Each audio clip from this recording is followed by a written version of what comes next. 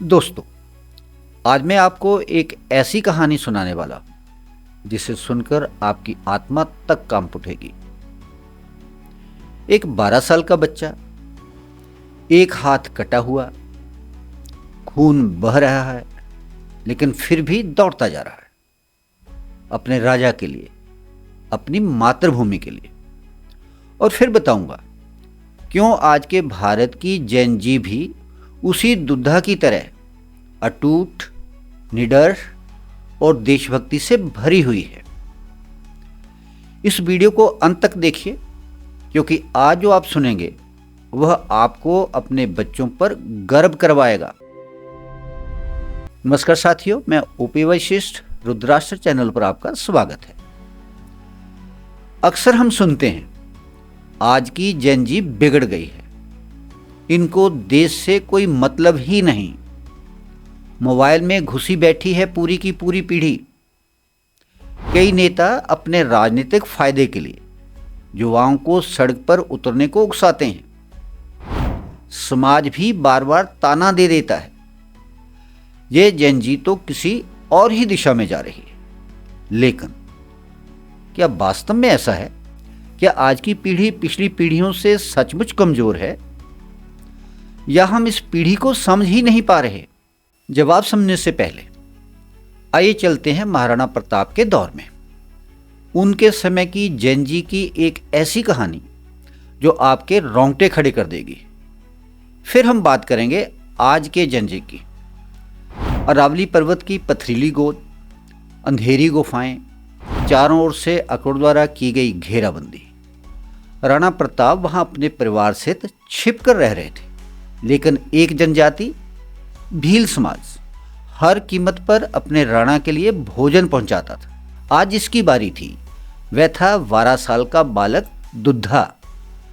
घर में एक दाना नहीं था, लेकिन मां का दिल जैसे आग का गोला।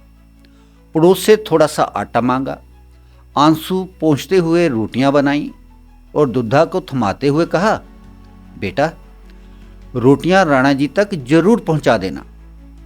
दुद्धा भाग पड़ा, जंगल, पहाड़, झाड़ियां सब के बीच से होता हुआ। मुगल सैनिकों ने उसे रोकना चाहा, लेकिन दुद्धा बस दौड़ता रहा, क्योंकि उसे पता था एक पल रुका तो राणा भूखे रह जाएंगे। सैनिक पीछा करते रहे। एक सैनिक ने तलवार से वार किया और दुद्धा का पूरा हाथ कट गया। लेकिन देखिए उस बालक का हृदय, खून फव्वारे की तरह बह रहा था। कंधा सुन्न हो चुका था, लेकिन वह दूसरे हाथ से पोटली उठाता है और फिर दौड़ पड़ता है, अपनी अंतिम सांसों की आग के साथ। आखिरी क्षणों में वह गुफा के पास पहुंचता है, गिरता है, फिर उठता है और पुकारता है, राणा जी। महाराणा प्रताप स्वयं बाहर आते हैं। दुद्धा उनकी गोद में दम तोड़ देता है। उसकी अंतिम बात थी, अंधता, आप धर्म की रक्षा के लिए सब छोड़ आए, मेरा बलिदान तो कुछ भी नहीं। अरावली मौन हो गई, पेड़ झुक गए, धरा थम गई और राणा प्रताप ने कहा, धन्य है तेरी मां, धन्य है तेरी मातृभूमि, तू अमर रहेगा मेरे बालक। आज भी अरावली के पत्थर फुसफुसाते हैं। जहां दुद्धा जैसे बच्चे जन्म लेते हैं, वह धरती कभी पराजित नहीं होती। और अब आते हैं आज की जेन जी पर। कहते हैं मोबाइल में डूब गई है, पर तथ्य क्या कहते हैं? 10% जेन जी सोशल मीडिया पोस्टिंग छोड़ चुकी है। जेन जी को माता पिता समझ ही नहीं पाते, क्योंकि यह पीढ़ी टेक्नोलॉजी में उनसे 20 साल आगे है। पहले गंदी अश्लील गानों के कंसर्ट भरते थे, लेकिन आज की जेन जी भक्ति और भजन के कंसर्ट में हजारों की भीड़ जुटा रही है।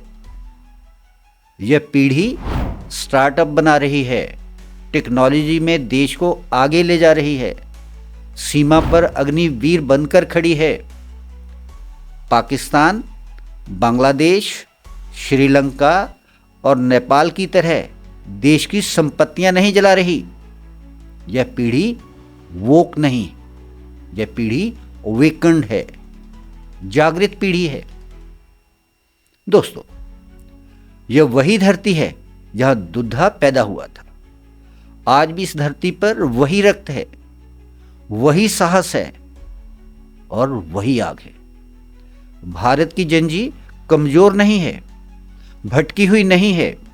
ये भारत का भविष्य है, भारत का गर्व है और भारत की शक्ति है। तो मित्रों, आज के दुद्धा हमारी जनजी टूटेगी नहीं, झुकेगी नहीं और देश के लिए हमेशा खड़ी रहेगी। यही नहीं, सड़कों पर उतरने को उकसाने वालों को मुंह तोड़ जवाब भी देती रहेगी। अगर आपको भी लगता है कि भारत की ये पीढ़ी महान है तो इस वीडियो को लाइक कीजिए, हर घर हर युवा तक शेयर कीजिए और ऐसे राष्ट्रवादी, तथ्यपूर्ण और गौरव से भरे विश्लेषणों के लिए रुद्राष्ट्र चैनल को सब्सक्राइब जरूर करें। तब तक के लिए धन्यवाद। मिलते हैं नए वीडियो में नए विश्लेषण के साथ। महाराणा प्रताप और वीर दुद्धा हमारे आदर्श हैं, इनको नमस्कार। सबसे बढ़कर भारत की नौजवान ताकत की सकारात्मक और राष्ट्रवादी सोच को भी नमन। जय हिंद, जय भारत।